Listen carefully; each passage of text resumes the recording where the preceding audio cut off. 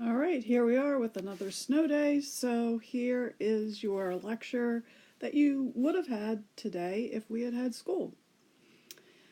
So obviously in chapter 12 we're still studying kinematics, and what we want to start today is looking at graphs and the kinds of information that we can get from graphs of the motion of an object. And most of this probably you already know. So for instance, if we have a graph of position versus time, like we have right here, we know that the slope of that graph, the slope of the tangent, is what gives us the velocity, or what we would call the instantaneous velocity at that particular point.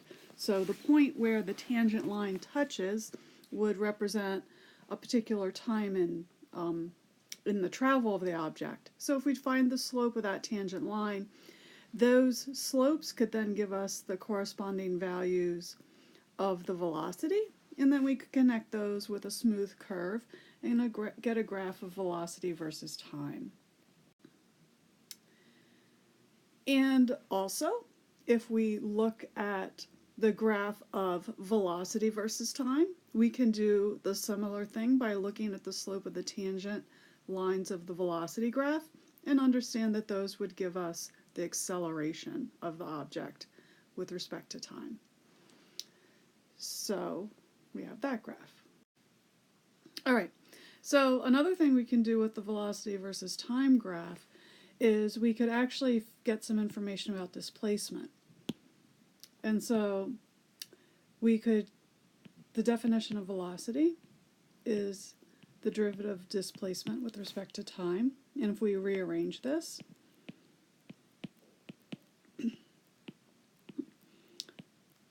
and we could say we're going from time equals 0 to some arbitrary time, that means then we would be looking at our initial position and some other initial position. But keep in mind that with respect to this graph, that this integral is the area under the curve. And so we could find that, and that would also represent the displacement. And so if we know this value, then we could actually find this value using the information from the other side, the area under the curve. And we could actually then reconstruct a graph of position versus time using the velocity versus time graph. It's something maybe we don't think so much about. Similarly, we could look at the acceleration graph. And so since acceleration is the derivative of velocity with respect to time, we could do really the analogous exercise here, but it's dealing with acceleration and velocity. We go from time equals 0 to some arbitrary time. The velocity at that time 0 would be the initial velocity. And so again, the area under that curve, that's the acceleration graph, would represent the change in the velocity. And again, if we know the initial velocity, then we can actually find that final velocity at the end of that interval. And so we could, again, sort of going through different time intervals, we could construct a graph of velocity versus time. Something that's a little bit different is if we think of the other relationships that we've talked about. So remember, we said acceleration is, of course, the derivative of velocity with respect to time. But we can also,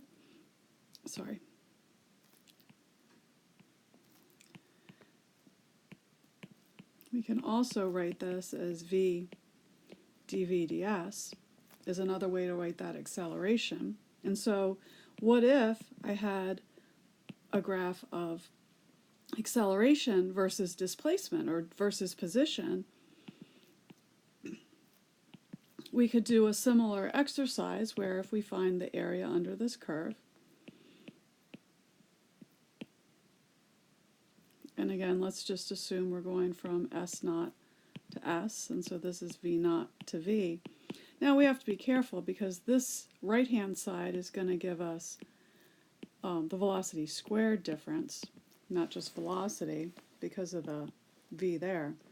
And once again, if we know the initial velocity, we could then find the velocity at the end of that displacement. So again, some of these things are things that we've seen before, but also I think some of these things are maybe things we haven't really thought of doing before. And so we already talked about that.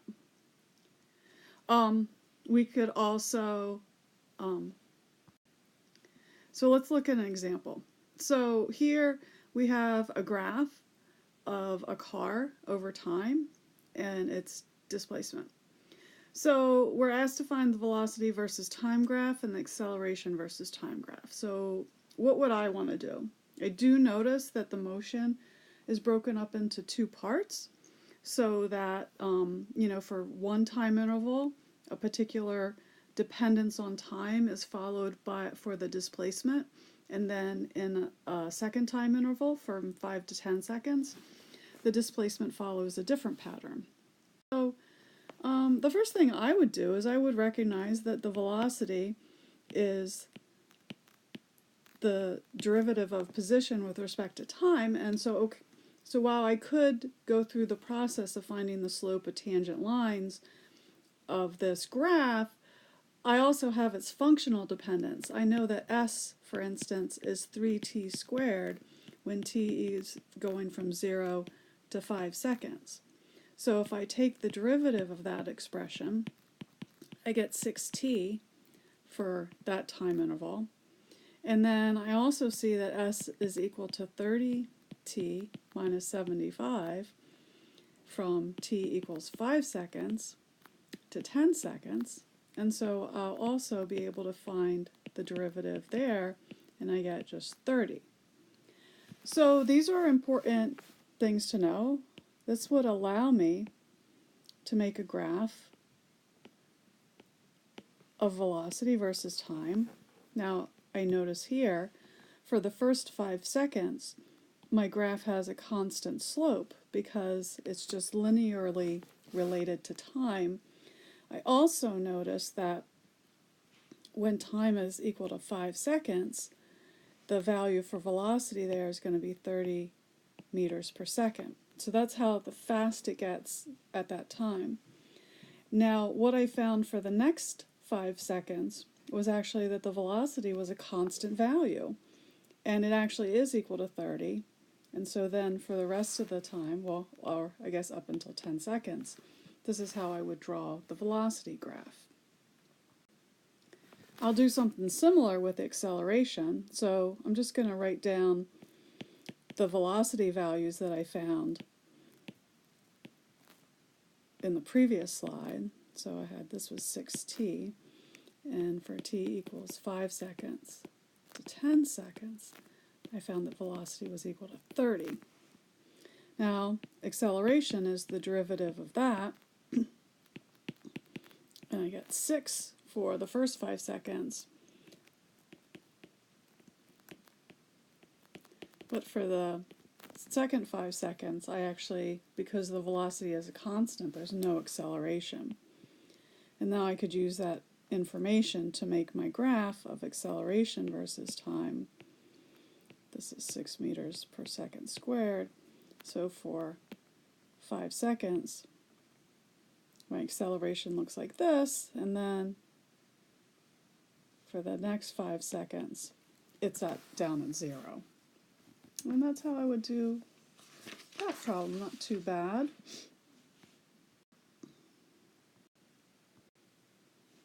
Here's a different problem.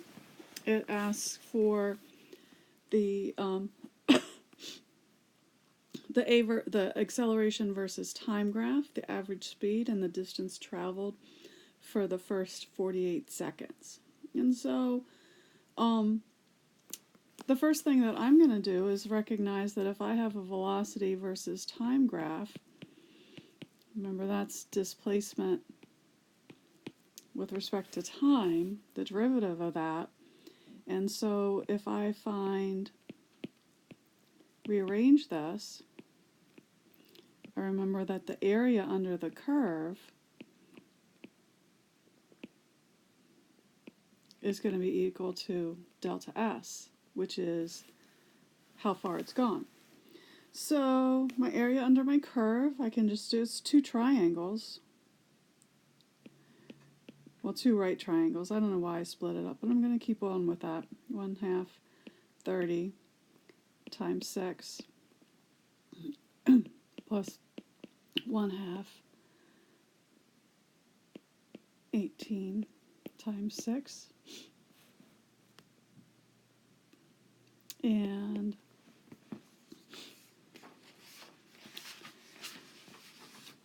excuse me. So that's going to be 90 plus 9 times 6 is 54. And so it's 144 meters is going to be my displacement. So that's one thing that I've been asked to find. If I want to find the acceleration versus time graph, I know that acceleration is the slope of the velocity graph, and or the derivative of it. So for the, I have two time intervals again, from t equals 0 to 30 seconds. Velocity is equal to 1/5 t, so dv dt is going to be 1/5. And then from t equals 30 to 48 seconds, my velocity is equal to minus 1/3 t minus 48.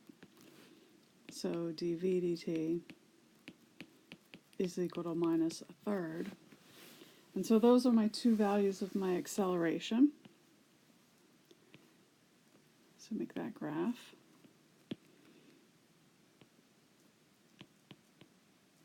So for 30 seconds, that's my value. And then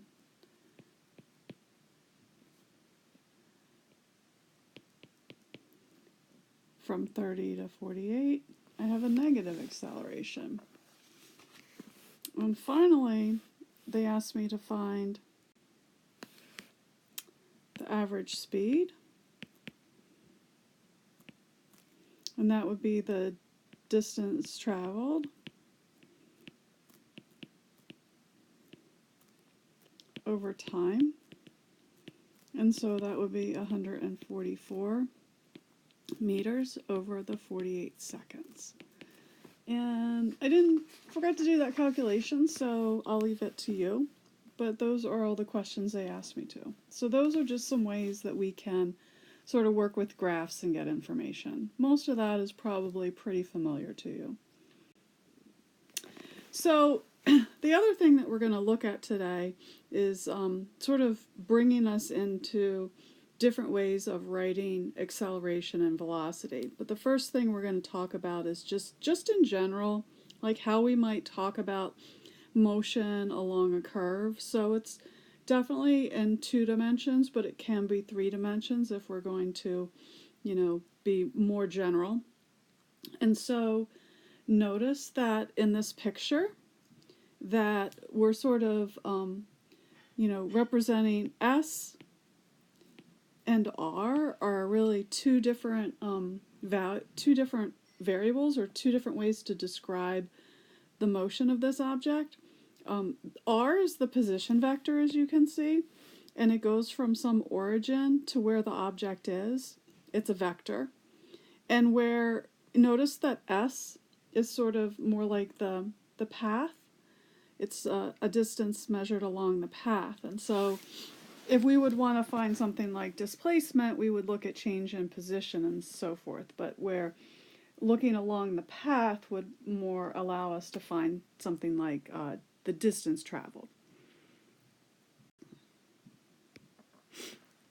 So, as this object goes to different locations, of course, R is going to change. It's going to have different lengths, and it's also going to have different directions. And so those are things that we need to be aware of. Here's a picture showing how, again, sometimes symbols don't come through in different programs.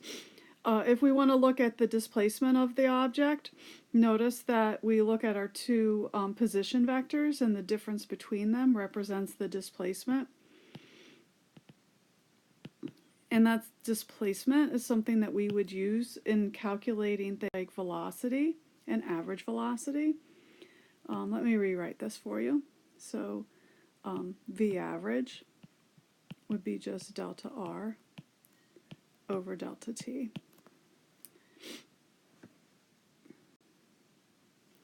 The instantaneous velocity, of course, allows that delta T to go 0, so V instantaneous, is the limit of delta R, over delta T, where delta T goes to 0, and that's just by definition the derivative of position with respect to time. Something important to notice is that here you see our velocity vector is tangent to the path of the motion, and that's something that's always going to be true. It's just something to keep in mind.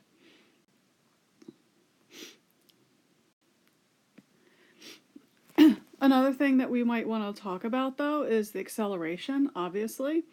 So we're looking at some delta t again. And so notice here we have the object at two different instances in time, and we drew their velocity vectors as tangent to the path. And so again, the average acceleration is the change in the velocity vector over the change in time, which is v minus v prime. Well, it really should be v prime minus v over delta t. And so here you see the delta v, and that's how we would calculate the average acceleration. The instantaneous acceleration is the derivative of velocity with respect to time, which could also be written as the second derivative of the position with respect to time as well. Now here is an interesting picture here. This is the hodograph, which is basically a curve that's drawn by using some sort of origin, a common origin, but the velocity vector is actually plays the role of the radius vector. And so this is sort of the curve that would result from that, just to keep that in mind. But what we really are sort of trying to call your attention to when we talk about acceleration is notice that if we look at the path, the acceleration vector does not have to be parallel to the path like the velocity vector is. And it's just something a difference that we want to notice. So here is one particular way that we can talk about motion along some curve, is that we can use our simple Cartesian coordinates, where r can be written as the x-coordinate plus times the I vector, the y-coordinate times the j vector, and the z-coordinate times the k vector.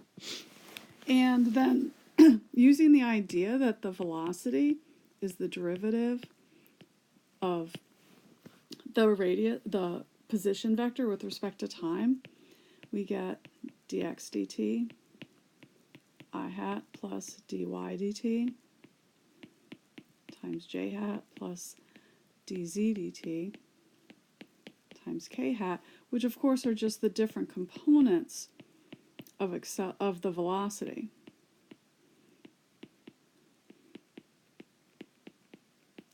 Now, something that we probably don't think about is that when we're taking the derivative of r with respect to t, if we look at one component, for instance, if we're taking the derivative with respect to time of x I hat, technically we're taking the derivative of x with respect to time times I hat plus x times the derivative of I hat with respect to time, because that's the product rule.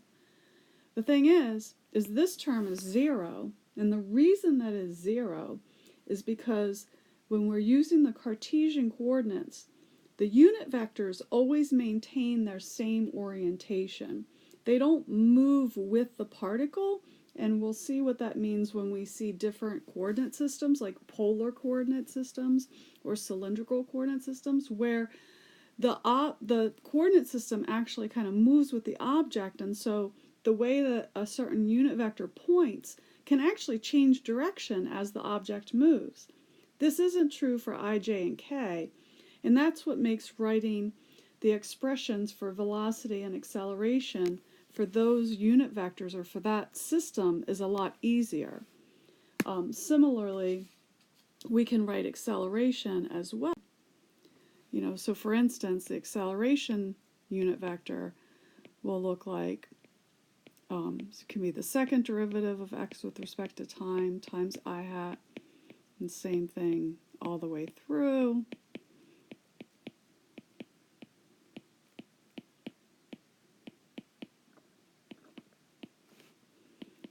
And so we're just looking at the x, y, and z components of the acceleration.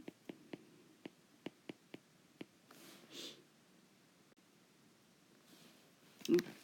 So here's an example of using coordinate systems. I'm rewriting this again because the superscripts didn't turn up, so that it's not too confusing. The y is equal to 0.05 x squared. And so Vx at a particular location, when x is 5 meters, what we're told is the velocity in the x direction is -3, and the acceleration is -1.5 meters per second. So those are the information we want to know. That's the information we're given, and they're asking us to find Vy and Ay at the same location. So I have this, and this is sort of related to what we did the other day, where I want to take the derivative of y with respect to time. And so, okay, we're all good when we get to this point, but then we have to realize that we're not done, because we have to think about how x was dependent on time. So keep in mind here, this says we're taking the derivative of y with respect to time. When I take 2 times 0.05 and then x, what I've actually done is I've taken the derivative of y with respect to x. Then I have to take the derivative of x with respect to t to finish my derivative. And so I would write this as 0.1 x times Vx, or I could write it, another notation you might have seen is use this dot on top of the x to represent the first time derivative. So this is Vy, and I found that it's 0.1 times the x, and we're looking for the value of the Vy when x is 5, so I put in the 5, and we were also told that the x velocity was -3. So this tells us then, through substitution, that our y velocity is -1.5. Now, remember we had Vy was 0.1 x dot. I think I'm going to go to the next one. So Vy is equal to 0.1 x dot. And now let me take the derivative of that with respect to time, because that's going to give my y acceleration. So again, we're going to have to use the product rule here. So first I'll take the derivative with respect to the first value. I go 0.1, and then I have x dot, but then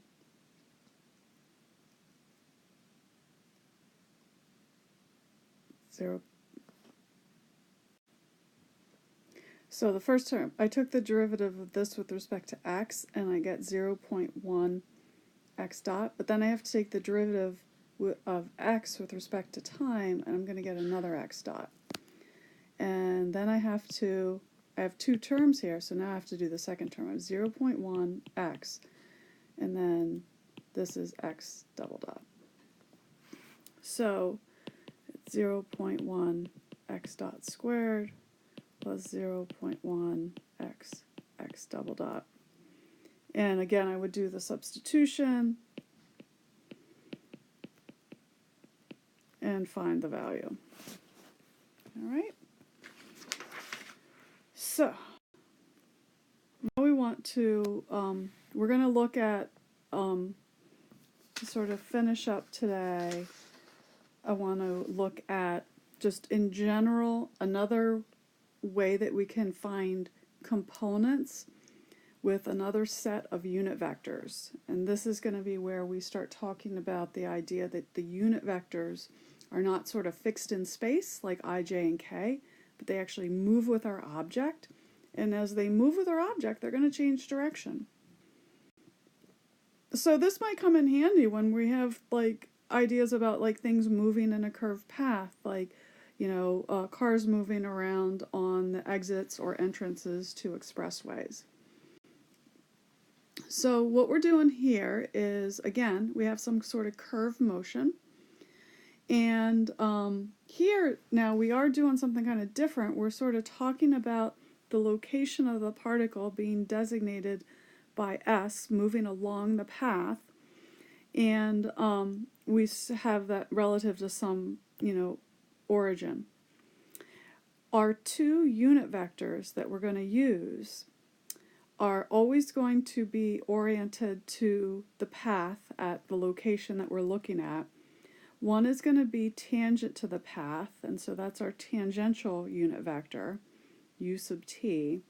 And then the other one is normal to that. That's another thing that we have to remember, that unit vectors are always mutually perpendicular to each other. That's the way that we can sort of completely describe a position or a vector. The other thing about the normal unit vector in this usage is that it always points towards the inside of the curve, so it kind of you know, points towards the center of curvature.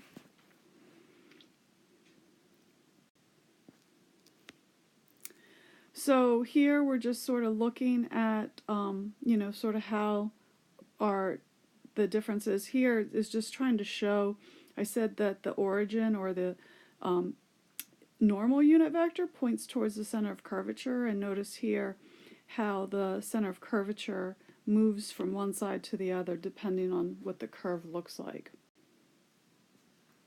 Okay, so as it was previously, our velocity vector is always going to be tangent to the path of the motion, and so we can always write the velocity vector as ds dt, which is going to be the velocity, but the direction is going to be in the tangential direction.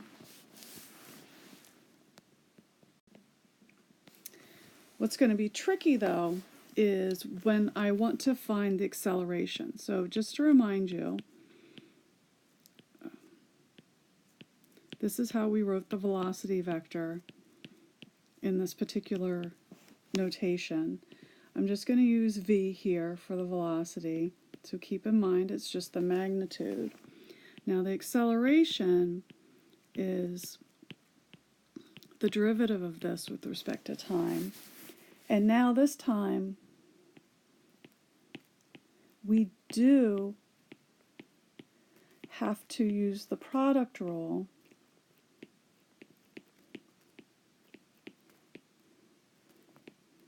And the reason for that is because our tangential unit vector is not constant in its orientation.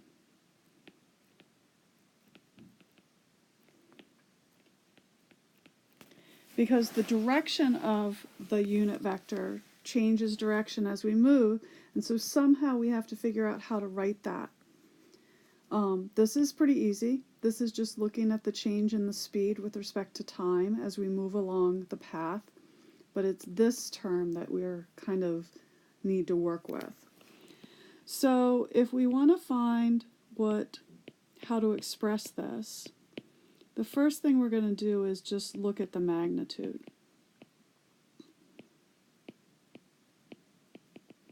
And that means we're just going to sort of write how we would write the magnitude of it. We're not worrying about direction. So it's sort of like du t over dt.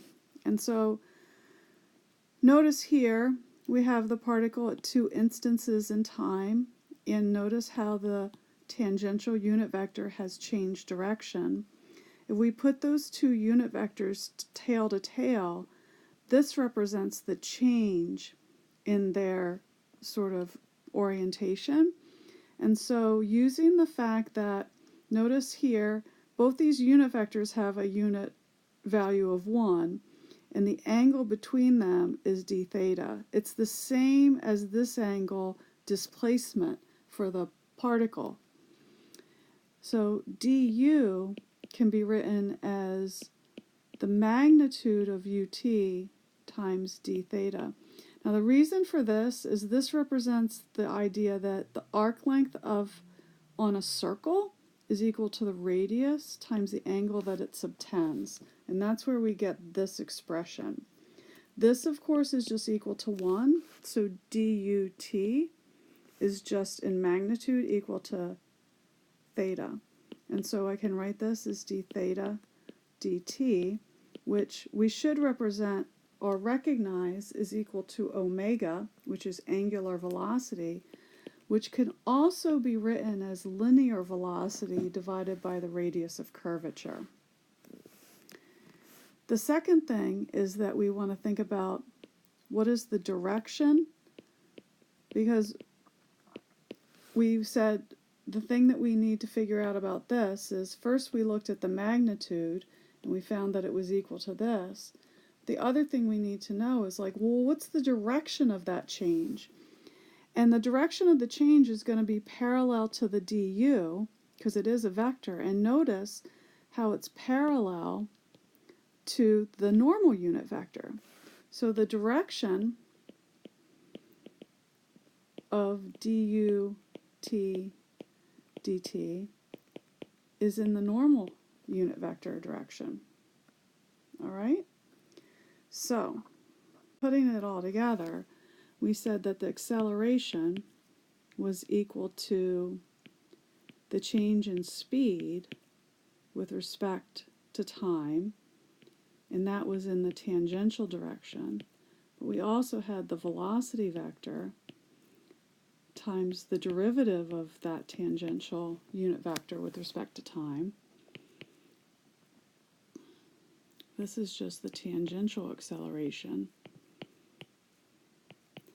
And then we have v, and we said this was v over rho times the normal. It was in the normal direction. So we have the tangential acceleration, which is, of course, tangent to the path. And then we get v squared over rho, which is in the normal direction. We should recognize that as centripetal acceleration.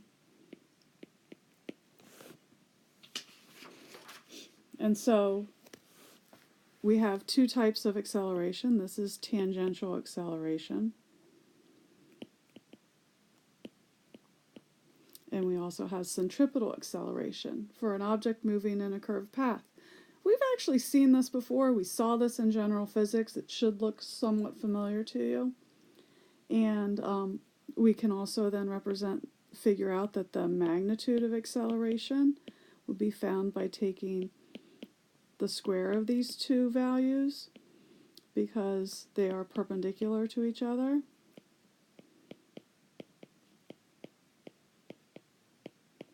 And that's how we would find the magnitude of the acceleration. Keep in mind then, because of the fact that there's the possibility for both of these things to be true, in a way the tangential acceleration is referring to changes in speed, where the centripetal acceleration, of course, is talking about change in direction that we encounter when we're going around a circle. All right, so that's it for today. I think what I'm going to have you do next time in class is we're going to start and I'll give you a problem, see if you can use this, and then we'll move on to more specific types of curvilinear coordinates like polar coordinates and cylindrical coordinates, and then there's some even more material in this chapter. So hopefully you watch this and it's like you never even missed class.